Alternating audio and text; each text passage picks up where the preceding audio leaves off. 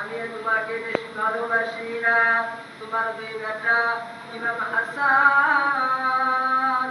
হোসেনকে বেশি ভালোবাসি না,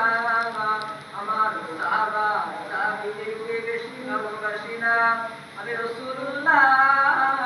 আমার আম্মা জানদেরকেও বেশি ভালোবাসি না, আমি সবথেকে বেশি ভালোবাসি, সবথেকে প্যার করি, সবথেকে মহব্বত করি আমি রাসূলুল্লাহ